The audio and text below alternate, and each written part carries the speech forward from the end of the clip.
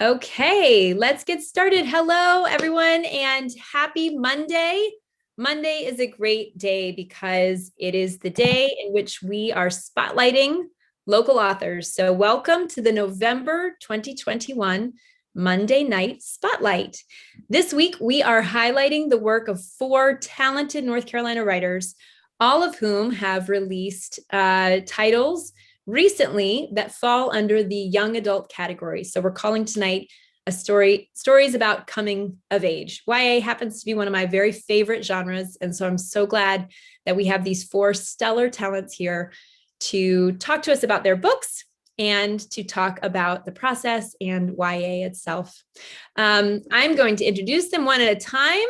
And since there are four of them, I will endeavor to do this quickly, while also giving them their due time. First up tonight with us, we have Allison S Barkley. Hello, Allison. Hello, everyone. Thanks for being here. Allison is the author of A Memory of Light, which is the first of the Until the Stars Are Dead fantasy series. It received a starred review from Kirkus Reviews. She's also the author of many other, and I love this, never to be published novels, short stories, poems, and essays, aren't we all? She is also the editor and curator of the Issue Newsletter, a publication addressing issues of social justice. Born in Charlottesville, Virginia, Allison grew up an avid reader, writer, and horseback rider, which connects her to our next author. She finds herself particularly inspired by hikes in far-off places, strangers in coffee shops, and clever music lyrics. She earned a degree in global studies and Hispanic literatures and cultures from the University of North Carolina at Chapel Hill, and lives up the road in Durham, North Carolina with her partner and their two cats. Hi, Allison. Hi, thanks for having me. You're welcome. And next up, we have Tracy Barton Barrett. Tracy is first and foremost a lifelong horse lover as well, but she is also a speaker, counselor, and psychology teacher. Her latest book, Finding Her Spirit, is her second. She previously authored Buried Deep in Our Hearts. Tracy is a Michigander, a Michigan native, but she now also lives in North Carolina with her husband and cat, who apparently rules the roost. Hi, Tracy. Hi, thank you for having me. We're glad to have you. Next up, a familiar face to those of you who've joined us before for Charlotte Writers Club North events. It's Lisa Williams-Klein. Lisa is the author of 10 books, including Eleanor Hill, which won the North Carolina Juvenile Literature Award, and her latest release, 1 Week of You. She's a winner of the Press 53 Short Story Contest and won honorable mention in the Glimmer Train Winter Fiction Open. She holds an MFA from Queen's University and has served as president of the Charlotte Writers Club.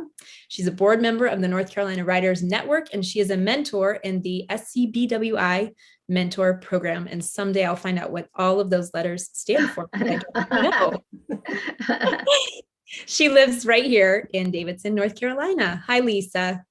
Hi, everyone. Glad to be here. Thanks for having me, and thanks to everyone who's here, who's come tonight. It's great to be on with everyone. I just noticed there were a few more in the waiting room, so I have now let them in. I'm sorry for the holdup, folks. And finally, last but certainly not least, we have Frank Morelli. Frank is the author of the young adult novel On the Way to Birdland, as well as No Sad Songs, a 2019 YA LSA Quick Pick for Reluctant Readers nominee, a Vox Top Hope Punk title, and a winner of a 2019 American Fiction Award for Best Coming of Age Story. The first book in his debut middle grade series, Please Return to Norbert M. Finkelstein, was released in September 2019 and was named a Book Excellence Award finalist. Morelli's fiction and essays have also been featured in the Saturday Evening Post, Cobalt Review, Philadelphia Stories, and Highlights magazine. He is a busy, busy human because he is also a middle school teacher. Morelli lives in High Point, North Carolina with his best friend, their obnoxious alley cats. These are his words, not mine. And 200 pounds worth of dog. Welcome, Frank. Hi, Beth. It's really nice to be here with everybody. Thanks so much for hosting us tonight. And I'm really excited to have a chat with everybody tonight.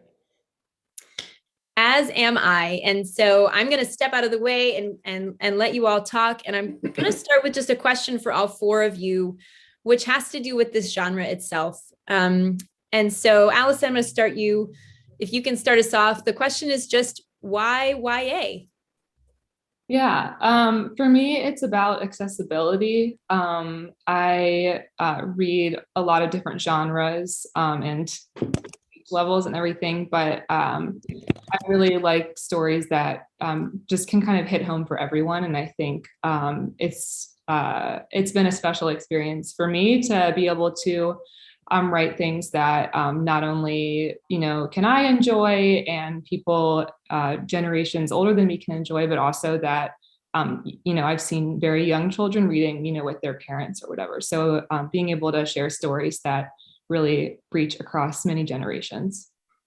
I love that you started with the word accessibility. And at some point, maybe tonight, we'll get to talk about some of the work that you're doing using writing and using editing for social justice initiatives as well.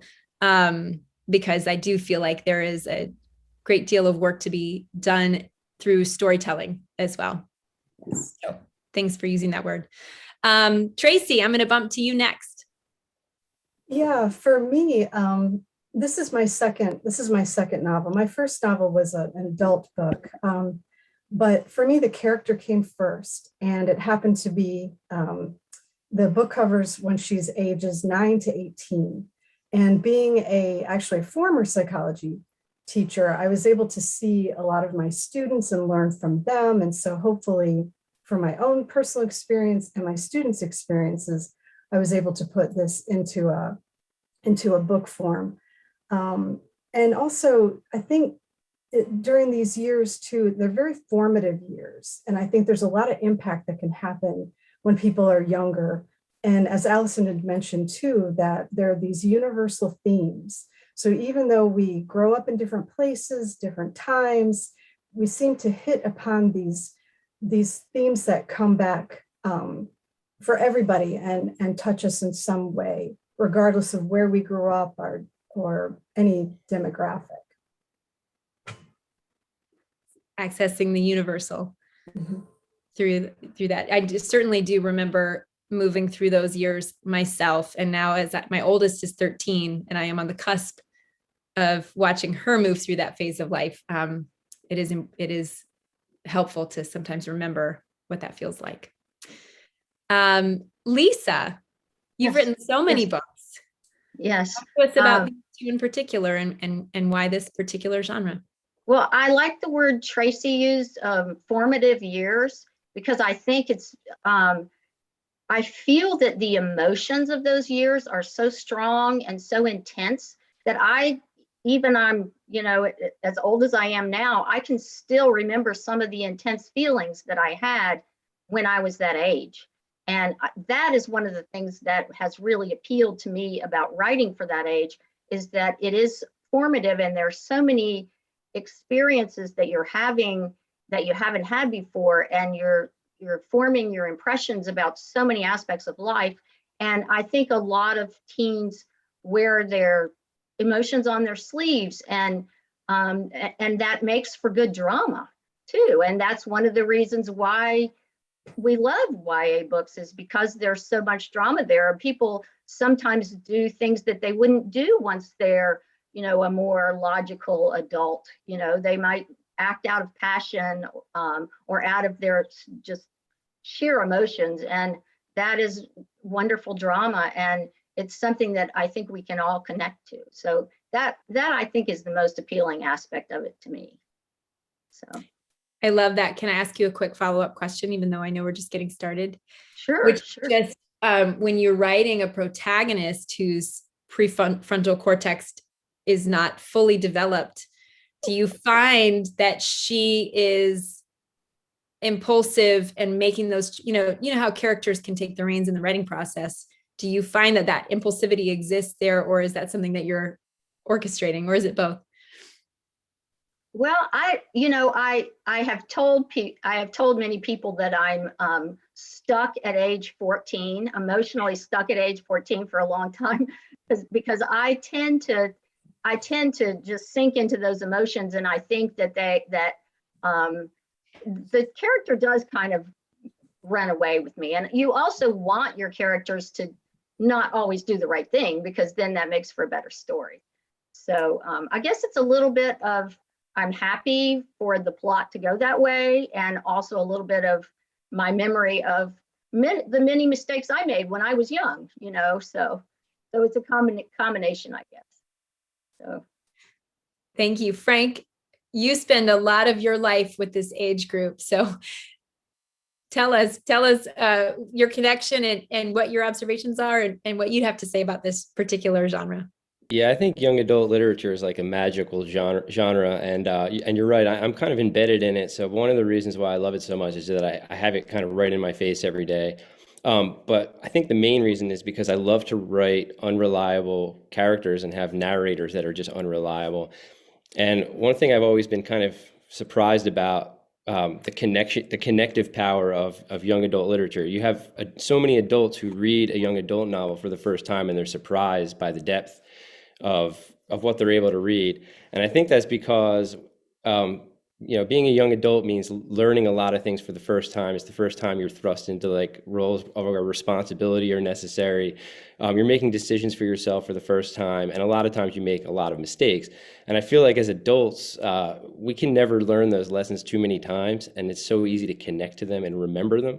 So I think for both people who are of the age group that these books are designed for, it's a perfect journey that they can take on that kind of mirrors things that are happening in their lives. But then for adults who could also dig into it, it's really nostalgic, and it kind of brings you back and makes you realize that some of the things that we thought we learned when we were teenagers, we might still kind of be learning them. And I don't know, I just love to be able to use characters who are of that age, who are in the process of still learning who they are.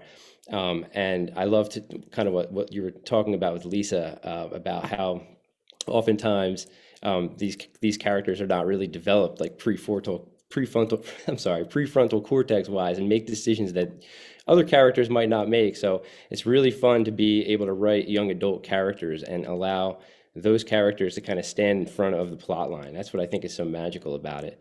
That and its connective ability of different age groups.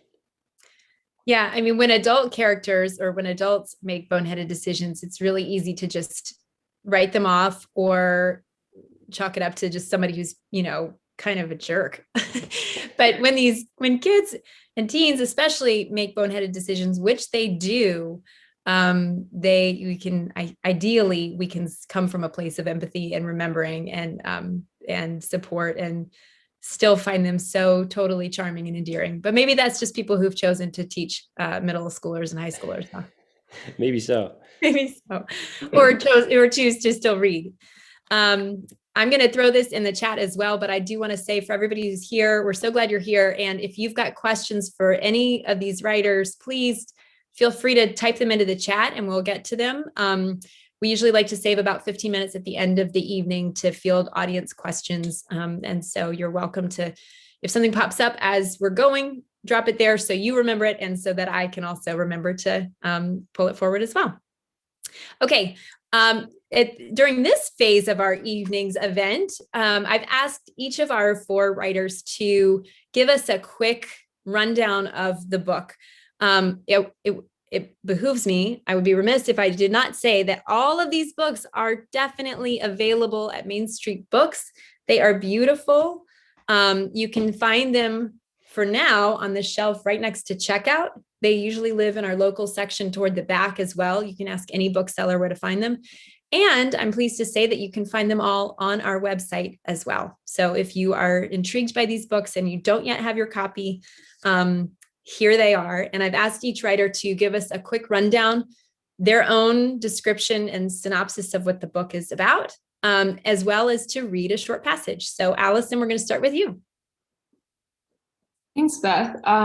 So I didn't say this right off the bat, but my book does sort of fall into a young adult, new adult spectrum. My characters actually are in their early 20s, so they're not exactly the typical teenage main characters. But basically, the story follows a young woman, Ari, with a mysterious past.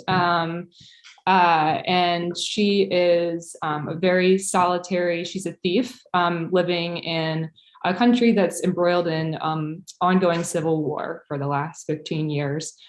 She's lost her family. She's lost her mentor, who also spent many years raising her. And she's basically now living this solitary life, making money by thieving.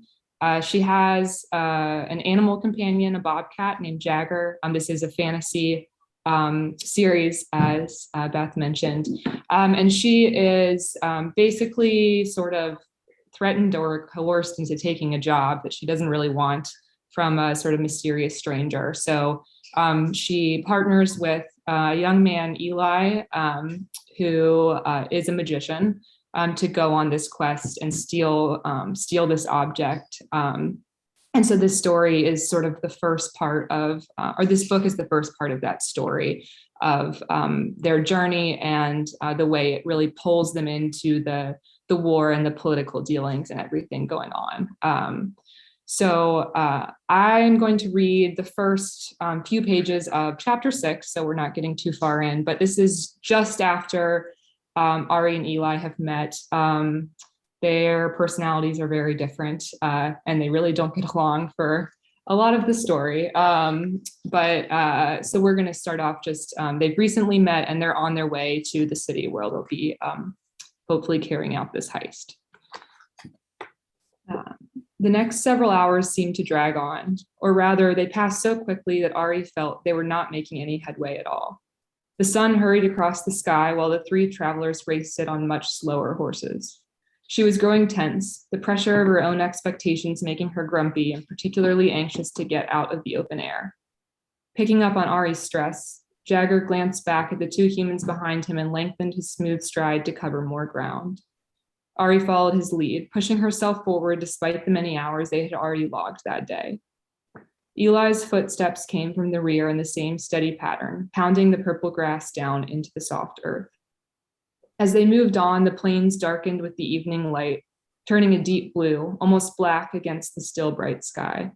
Ari got the sense that they were running upside down, with the sky in the earth and the earth in the sky, everything hanging by a thread so that they might fall at any moment.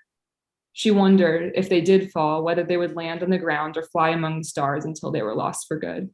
It did not seem like it would be so bad to be stuck up there as long as Jagger was with her. Dav had always spoken to her of the stars, of the creatures that went to live there after life was done, and Ari had loved his stories, but never believed him. It was too dangerous to believe in anything that she could not see. What remained of the world was a battlefield, and she figured that there weren't many humans left who had souls worthy of the constellations anyway. Is that a camp? Eli's loudly whispered question snapped Ari out of her thoughts. Let's hope not, she answered, but it clearly was. Even from a quarter mile out, the fire was bright and she could distinguish at least two figures standing under a tall tree with long leafy branches. She and her anima slowed their pace and moved off the path simultaneously, instead tracking west of the unknown campers. They might be friendly, said Eli, his voice an irritating mixture of hopeful and confused. Ari could hear every piece of grass that broke under his feet. Or they might try to kill us, she hissed back. Try not to move so loudly. Near enough the fire to have a clearer view, Ari dropped down behind a bush with thick, spiky foliage.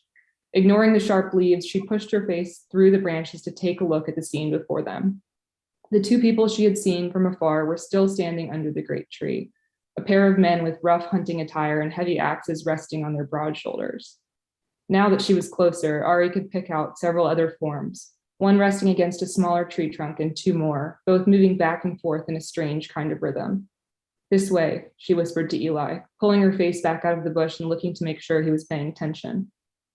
Something's not right, he said, face screwed up in concentration as he strained to make out the figures in the distance. I know. Ari looked back at the two forms moving across the open space in their odd dance. There could be more, so we'll keep our distance and stay low. Eli nodded and Ari got up, back hunched and knees bent to keep hidden behind the silent purple sea. They moved in a unit, Ari in front with Eli following as discreetly as possible, and Jagger an invisible presence at the rear. Only the top of the boy's head could be seen above the plains. In 2 minutes, they were reaching the edge of the scattered wood that played host to the strange party to their east. The trees sprouted up suddenly, the first as large as the last, absorbing the tall grass into their vast shadows. Some matched the forests around Yin and Principe, but most were great conifers, perpetually dressed in deep green needles that created a soft brown blanket when they fell to the earth. The grass grew shorter as soon as they passed under the first branches. Now Ari had to count on the limited cover of the trees, which, though tall, were still only sparingly present. She hoped that the dim evening light would be enough to keep them hidden. The three men would not pose any real problem, but something about the other two creatures gave her pause. The way they moved together was so eerie, so unfamiliar, that she was certain some force, physical or magical, was binding them. Spotting an especially wide trunk, Ari crept onward and positioned herself behind it, peering around at the scene before them. Eli imitated her and crouched behind a nearby tree. The dancing flame from the campfire illuminated the faces of the three men, all tall and rough-looking, with weather-beaten faces and heavy forest green coats. The two standing held their axes, one swinging his broad blade in a slow circle that caught the firelight. The man on the ground almost appeared to be sleeping, but Ari could see that his eyes were open and saw his mouth move as he spoke to his companions. His legs were stretched out before him, and his only visible hand rested casually on the hilt of a broadsword. Even in the unsteady light, it was easy to tell that the make was sloppy, unsophisticated. The only thing these men had to their advantage was their strength. Those creatures in front of the fire, Eli whispered, those aren't humans. And that's where we'll stop for now. Oh, a good stopping point right there. Very good. Hey, this is where if we were all in the room together, you would hear all of our clapping. So one of the words that your starred review used to describe your book is atmospheric. And even that short little blurb, yes, I would echo that too. That was great. There's an audience member said that was great. There's such a sense of atmosphere.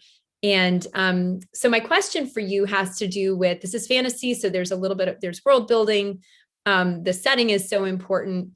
This is the first in a series. What, can you just talk about the process of building the world in which this takes place? And if that came first and then the story, or the story drove that, just talk to us about your process there. Yeah, the world absolutely drove the story. So I, when I was a sophomore in college, I was very lucky and was studying abroad, and had about a month and a half when I was solo traveling around Europe, and I did a bunch of hiking alone, and which was just a really formative experience for me.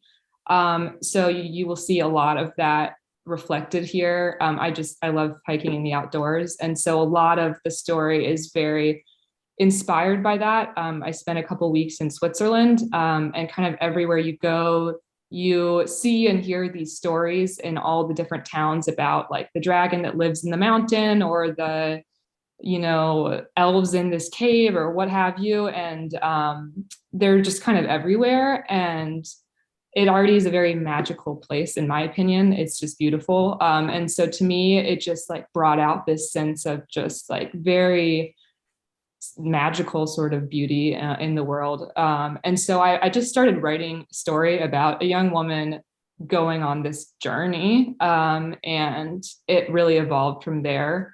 And a lot of like her experiences came from things that I was had recently experienced or was experiencing. And just sort of twisted into a very new setting and new context. But it definitely started with the world, with these places that a lot of them sound really fantastical, but basically everything in the book is based on a real place that I've seen. And they're places that evoked a lot of emotion in me. And that's when, in my opinion, at least, it's the easiest to write, when you have a lot of emotion, when something really makes you feel. And so I, found a way to express that. And it's not seen so much here, but there are scenes that are definitely more graphic and violent as far as like the earth goes, like whole patches of land that have been burnt, to ash and things like that. And that is also a very emotional sort of feeling. And I haven't necessarily witnessed that, but it's like the sense of what if we had these beautiful, beautiful places and they were just burnt to the ground. And so it does come from real experience. And so to answer your question, yes, it started with this world and a girl wandering through the world. And I kind of was able to build a story around that. And then build the rest of the world building as far as the politics and the war and everything around that as well. Well, I love that, essentially finding the magic in our real world and then teasing it out based on what resonated with you. What a lovely answer. Thank you, Allison. I'm going to move on to Tracy. Tracy, talk to us about finding her spirit. Yes, so Finding Her Spirit is primarily set in the 1980s in the Triangle area, the Raleigh area, outside of Raleigh, North Carolina. And it's about horse-obsessed Maren Markey. She's packing her things to go away to NC State, go pack. And, she comes across her diary that she had growing up. And it starts when she's 9 years old, when her mom remarries somebody. And so she's adjusting to a new step family. And it makes her way through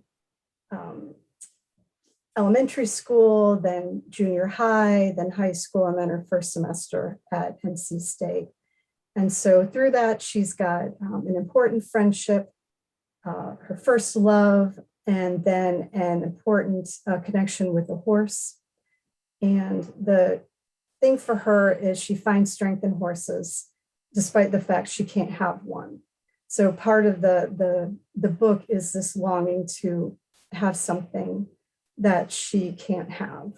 So hopefully it taps into that. Have you ever had something in your life that you wanted more than anything, but for various reasons you can't? So that's basically what Finding Her Spirit's about.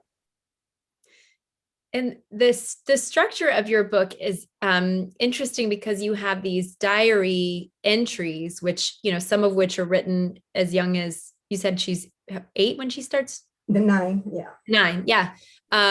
But then there's the perspective that she has a decade later and she's learned some things and truths have revealed themselves in that time period. Why did you choose to tell the story in that way?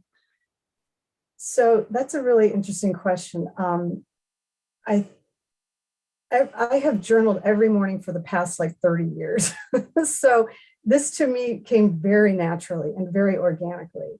So it was actually quite fun to go back to a 9-year-old brain whose prefrontal cortex is minuscule to have it grow a little bit to the time she's 18. So it was fun for me to go into those brains, but just it almost felt like a call and response, almost like a song going back and forth and back and forth. And, if you've ever picked up a diary or something, you're like, wow, oh yeah, I remember that. And then it takes you there, and then you go back and then you read the next entry and then it takes you there. So I wanted the structure to be a little not formulaic. And so that it just seemed an organic outgrowth of my current practice. Mm-hmm. I love that you talk about it like a call and response, like music. And I think, so you just said go pack. So I think we now have in the room a UNC grad. I think we have a Duke grad, and I think we have an NC State alum in the room. And maybe I'm missing something, but I just hope this doesn't come to blows. Yeah, and here's the thing. I didn't even go to school in North Carolina. So, so I am Switzerland right here. I am. Okay, you're Switzerland. I am completely neutral here. Okay. So. Well, I went to Davidson, which is, the small little liberal arts who every now and then will topple one of the giants in basketball every now and then. Yeah. All right. Thank you, Tracy. Can I read an excerpt then? What's that? Can I read an excerpt? Yes, please go. Please read your excerpt. Okay. Sorry, I got so carried away with my question that I and the thought of this North Carolina rivalry that I totally skipped over that part. Please read your excerpt. Thank you. I just want to make sure. So this is April 26th, 1991. And it is further along in the book. There's really no big spoilers with this, but I think it speaks to a universal theme. So prom is coming up. I want to ask Dustin Roberts because we have so much fun talking and laughing. He even sent me a Valentine rose for our school fundraiser. It was a white one, which is for friendship, but at least he sent one to me. He's a friend, but I admit it, I do have a crush on him. But I think everybody likes him. I better ask him to prom quick. So that's the entry. And then this is the thinking back about it. The sounds of chatter filled the choir room before starting bell. Hey, Marin, Dustin said. Hey, everything okay?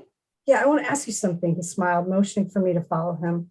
This is it. I can't believe it. I was working up how and when to ask him, but he's making this so much easier. We walked to the back of the choir room, past the empty orchestra teacher's office, slipping into the end of the hall. Reaching into his pocket, he pulled out a small box, creaking it open to a beautiful, sparkly necklace. Oh my gosh, Dustin, this is gorgeous. I quickly covered my mouth after my voice echoed down the empty hallway. So glad you like it. Yeah, I said, biting my bottom lip. I do. I really do. I shook my head, realizing I had repeated myself.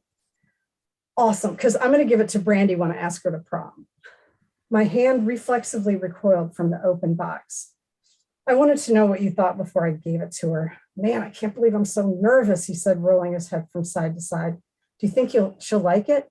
I opened my mouth to answer. You don't need to answer that again. He closed the box and placed it in his pocket. Thanks so much. He hugged me with a faint smell of eternity for men on his shirt. When the starting bell rang, he sprinted back to the choir room ahead of me. You're the best. Stunned, I ambled down the hall, trying to gather my thoughts. Feeling like Eponine from Les Miserables, I returned to my seat in the choir room, fighting back the growing tears. You okay, Jordan? You okay, Marin? Jordan asked. I looked over at Dustin. Yeah, bad allergies. I even faked a sneeze for added flair. I didn't want to go to prom after that, so I didn't. The school day dragged on forever. Every hour of class felt like a year. The only male I wanted to see was a horse gelding named Spirit. When the final bell rang, I headed straight for my best friend. It didn't help on the way to the barn. The radio played You're in Love by Wilson Phillips. The lyrics couldn't have been more appropriate. Giving a quick wave to Ms. Patsy, the owner, on the phone in the office, I grabbed the soft brush from the tack area and unlatched Spirit's stall door. Hey, big guy, I said. He raised his head and turned it back, blowing out. You up for a little brushing now? Even though I know Spirit wasn't a huge fan, he tolerated it for me. The trick was not to brush too hard. I understood what it was like to have thin skin. Guys are just so aggravating, I said as I gently brushed his neck. He lowered his head again and rested his back hoof. They only like the really cute petite girls, or the ones with the really big boobs, or the ones that laugh at their stupid jokes, batting their eyes at them, or the ones that are super perfect Christians, or the ones that love to have sex a lot. Spirit blew out, making me chuckle. You're so lucky. You don't need to worry about guys or girls or whatever you used to like before you were gelded. Doesn't matter to me. Spirit shook his head, stretching down to rub his front hoof.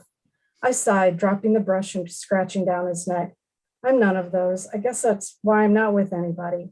Spirit stomped. That's what I think too.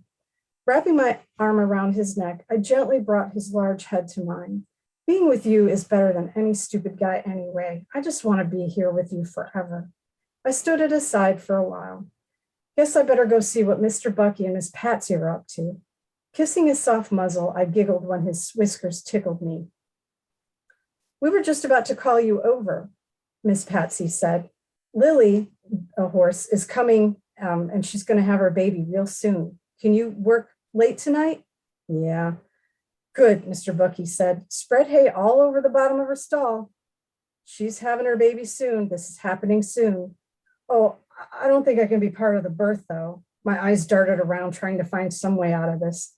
Ain't got no choice now, Mr. Bucky said. Ever seen a baby being born? Miss Patsy asked, nodding toward the Lily. Yeah, when I was little, but it got really weird at the end. Best thing to do is stay real quiet, Mr. Bucky said. Too many folks is right up in there trying to help. If Lily ain't a good mama, then we go in. Otherwise, let her be. Nature knows best. But we have Dr. Wheeler's number on speed dial, just in case, Miss Patsy added. Thank you, Tracy. I'm so sorry. I almost jumped right over that. The Wilson Phillips part just crushed me. heartbreaking. Takes me right back. Thank you for that sweet passage. And I do love that shows what a steady presence that those horses were for her. Yeah. What a sweet recovery. All right, I'm going to move on to Lisa. Lisa is going to read. She has two books with us right now. One is a historical fiction, but tonight she's going to read from her newer work, which is called 1 Week of You. It's got lots of cute doodles on the front. Yeah, I love the cover that my publishers did for me. I really like that. It's great. So tell us about the book, and then please do treat us with the reading. Okay. Well, the book is really based on two true things that really happened in my daughter's high schools when they were in high school. Both of my daughters had to carry flower babies when they were in health class, in 8th grade health class. And that was a 5-pound bag of flour. They had to carry it around for a week. And it was in the health curriculum, it was supposed to teach you the responsibilities of being a parent and things like that. And I had really never heard of this curriculums before. And I thought it was very interesting. And I also thought it had a lot of comic possibilities. I thought that if I had a character who would always forget their flower baby everywhere, then that could be kind of a funny theme that would go through a comic novel. And I kind of started writing along those lines. And then the second thing that was a real thing that happened was my younger daughter, 1 week, there were 3 bomb threats in 1 week in her high school. And that was a very chaotic week. Everyone was angry and upset and scared. And the administration was trying to figure out who was doing it. And they kept having to evacuate the school. And it was a very scary situation. And I wanted to write about that too. And I wondered if I could combine have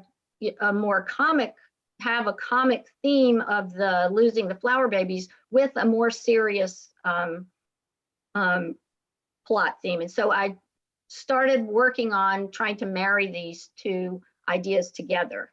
In the end, my editor felt that having the bomb threats was too heavy, and so I changed it to April Fool's pranks. And what happens is my main character has a crush. The pranks are occurring, and she begins to think that possibly her crush is involved in some way. And then she's left with a choice of whether she moves forward with trying to figure out or what to do. And so it's kind of an ethical question for her. And meanwhile, she forgets her flower baby a lot. So I kind of try to weave these storylines together. And so that's where it came from, two real situations that I put together. So I just in the very beginning, she meets this crush. So I can just read this very short opening segment of it.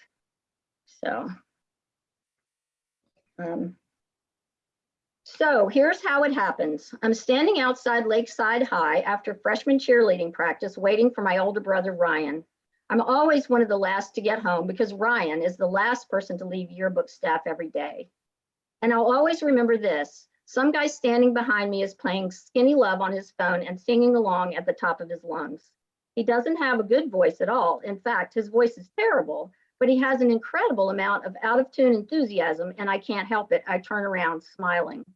It's Andy Masters. Andy Masters, the chief roving reporter for WLHS, the Lakeside Freshman Class Video News Program. Andy Masters, the clown prince of the 9th grade. Andy Masters, the exciting new guy who just moved to our lakeside town of Mooresville, North Carolina in January and is in my health class, but has never noticed me once. I'm a great singer, right? He says with a grin.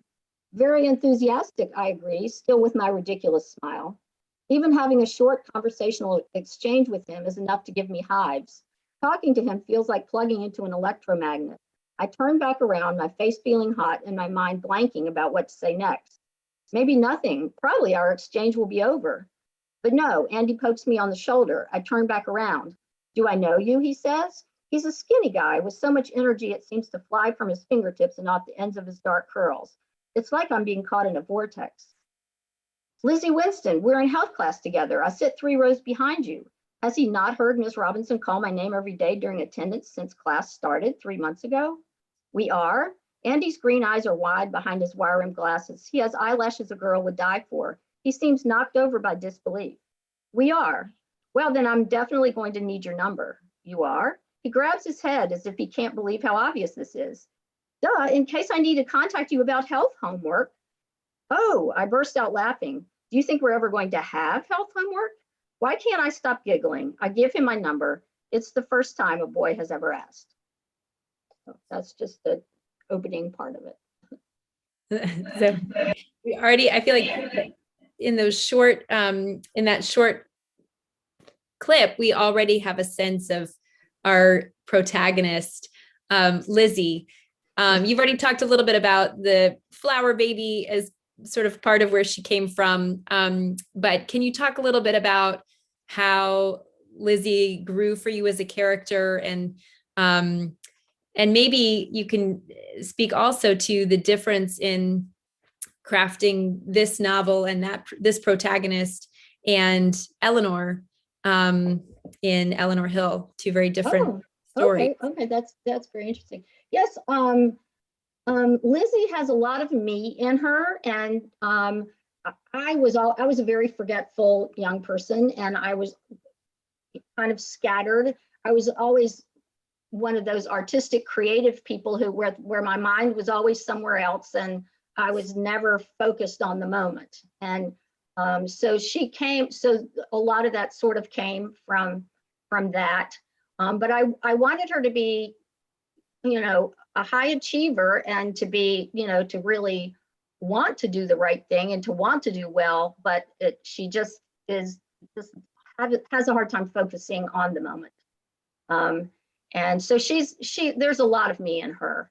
I began with the forgetfulness. That was the main quality that I started with. And then I started adding other things in because I wanted her to be very ill at ease around boys, and have a very sort of young attitude toward that, and not be cool about how she relates to boys at all.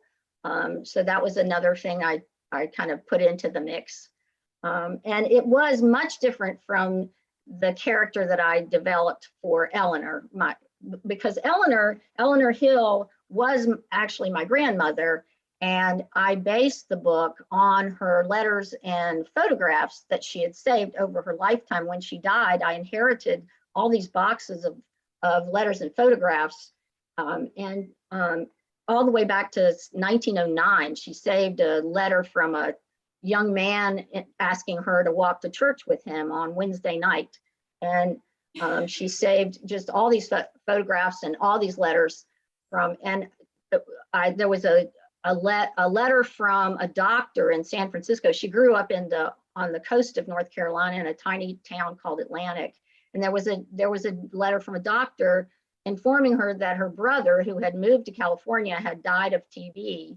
And how what did the family want to do? And I, opening that letter and reading it, I just imagined how my grandmother would have just been heartbroken.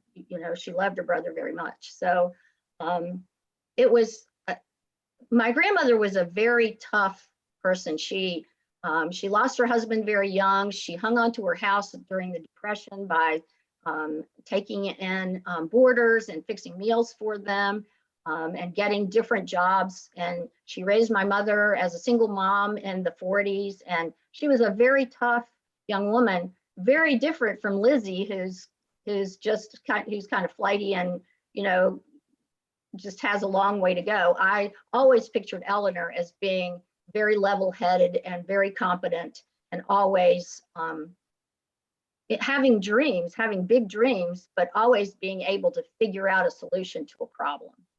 So, and that was based on my knowledge of my own grandmother. So, so that was a great question, Beth. I appreciate that. Yeah. So different, but yes. but also just young women, navigating their respective worlds. Right. Yes. Thank you. Thank you, Lisa. I'm going to turn to Frank. I don't want to run out of time for you, Frank. Please talk to us about On the Way to Birdland and read an excerpt for us, will ya? Sure, thanks, Beth. On the Way to Birdland, what many people don't know about it is that it's a loose Odyssey retelling, and the Odyssey is one of my favorite stories, and I actually kind of love mythology, world mythology, really, and the philosophies that come out of it. So my character, Cordell Wheaton, is a bit of a DIY philosopher himself. He's 16 years old. He has two main heroes in his life. One is John Coltrane, who happens to be from High Point, the jazz musician, and the other one is his brother. And the problem in the story is that his brother has kind of disappeared from the family. He struggles with some addiction problems, and he kind of runs off after he's at odds with Cordy's father. So all Cordy really wants to do is be able to go on this journey and reunite his family. He finds out that his father has an illness that might not allow him to be around very much longer. So he wants to make sure that he can do this quickly. So he winds up deciding in the heat of the moment to just go out on the road by himself. And it winds up becoming a bit of a road trip novel where he goes up and down the eastern seaboard trying to find his brother. And his plan, he thinks that his brother has taken off to Philadelphia to continue his desire to become a musician himself, like his own hero, John Coltrane. So he thinks he's going to find him in Philadelphia, but along the way, Cordy winds up finding out that he's really struggling from something much different, and the whole story becomes a little bit surreal in itself because Cordy starts to suffer from these really difficult nightmares, and he starts to hear some disembodied voices in his head, and he winds up finding out that the journey that he's on might not be the journey we think he's on at all.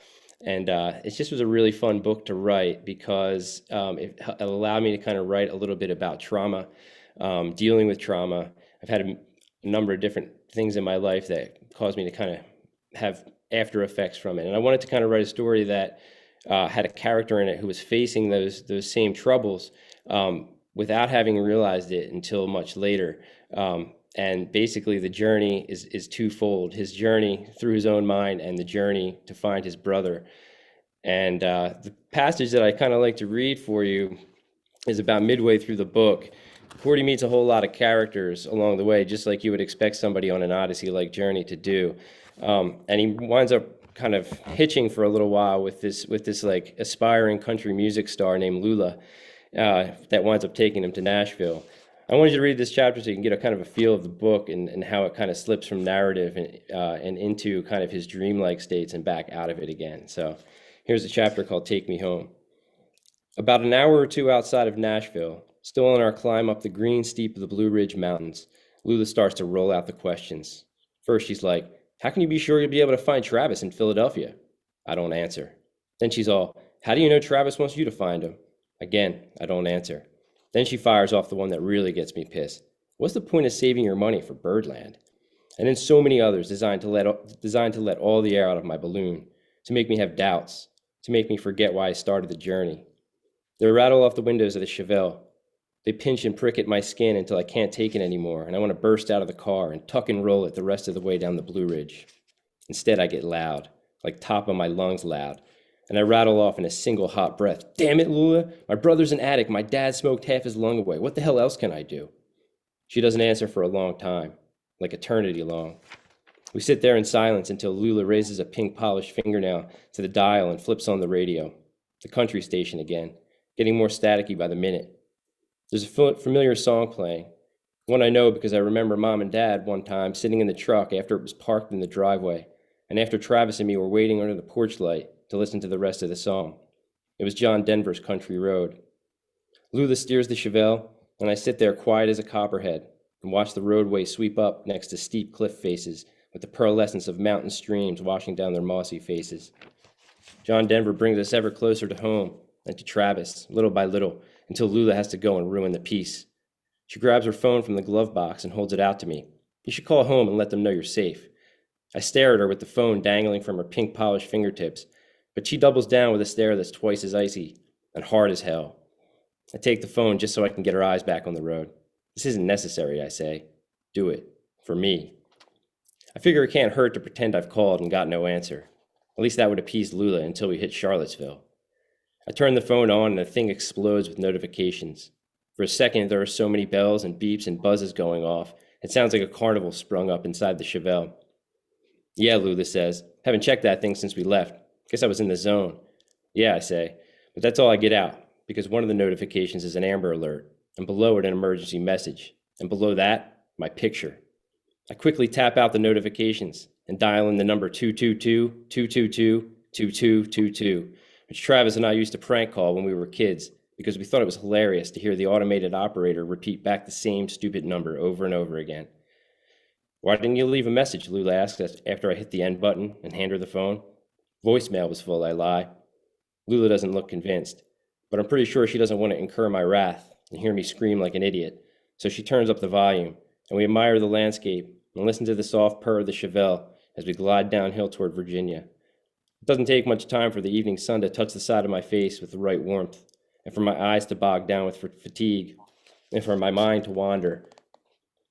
And I sit on the cold cement.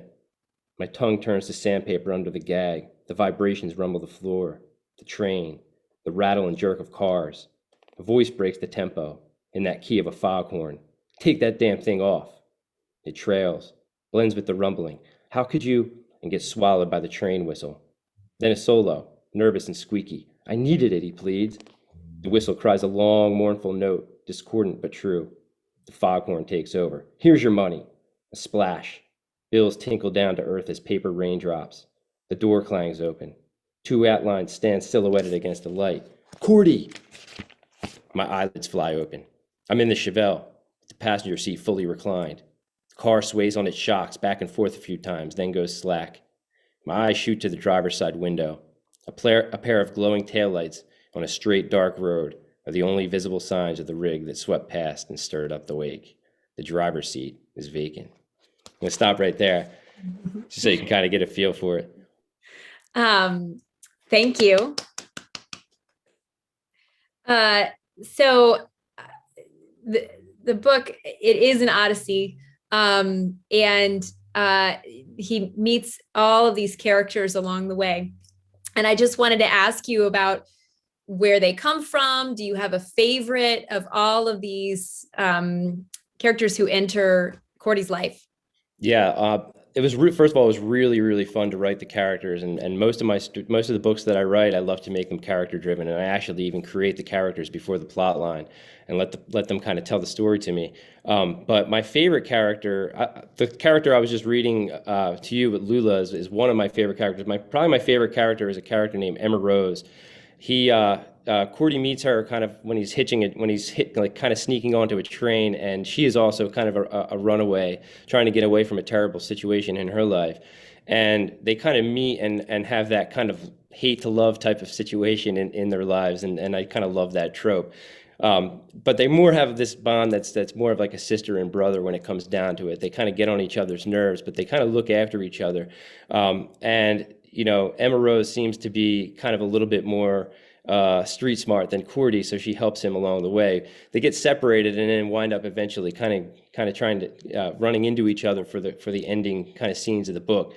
But the interesting thing about it is that you kind of need to read the end of the story to find out really who Emma Rose actually is, because there's a little bit of a spoiler in there that I don't want to give away. Yeah, don't give it away.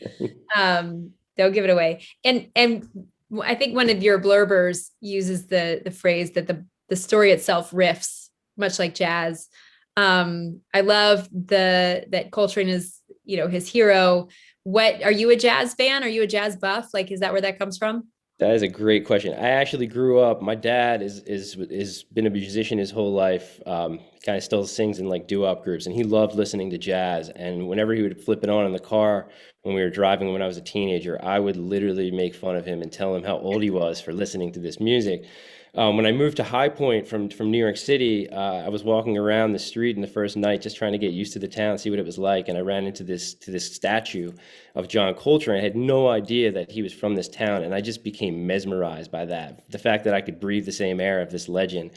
And I've been living here for the past 15 years and kind of just studying up on him. So I've gained a pretty big appreciation for his music, and then by extension, other jazz. So I guess I'm firmly old now.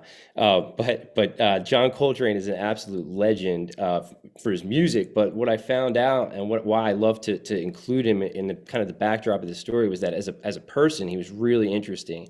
And he kind of believed in so many, he kind of loved to study world religion and philosophy. And his impact, I think, on people who were around him was much greater than just his music. And I think a lot of that came into his music as well.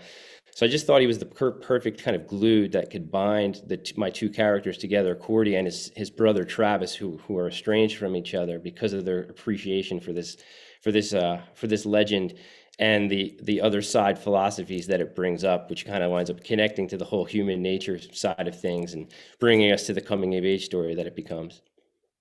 Well, I'm really glad that I asked you that question, because now I feel like I need to go find some Coltrane documentaries or something. Yeah. Oh, there's a really good one called Chasing Train, if you have a chance to watch it. Awesome. Great. Thank you for the rec. I'm getting some lovely comments in the chat, just people really appreciating hearing these stories, reminding them how much they love YA themselves. Are there any, we probably have time for one question. Is there any question that has popped up from our audience?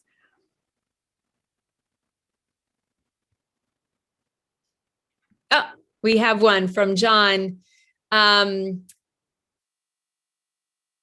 all of the authors, did you have the entire story arc in mind before you began writing it? I guess, are you a planner or a pantser, right? And how long did it take from the beginning until you were holding a copy in your hand? So we'll do rapid fire. Did you have it all planned out, or did it go somewhere else? And then how long did it take? So Allison? Uh-oh. Sorry. There it is. So I think I used to be more of a pantser, and now I'm slowly evolving into a planner as I've learned my lessons from that experience. So I would say I did not have the entire story arc, but I had a good idea. Since my book is in a series, it's a little bit different too, because there will be 4 of them. So maybe a little bit different. I'm trying to keep in mind books down the line as well. So my answer to that is somewhat, but I'm getting better about really planning ahead now. And it took about 5 years from the first word to publication. Thank you. Tracy? Yeah, for me, my first book was definitely a plotter. This one, it was definitely pantser. I just was following Marin. I don't think I mentioned this, but a lot of it is a lot of her experiences or my experiences. So I was tying in this together. So I didn't know so there's a lot of fiction in it. So my experiences, and I didn't know what that chapter was going to look like. So from the beginning to end, it took about 2.5 years. And a lot of it was written during the pandemic.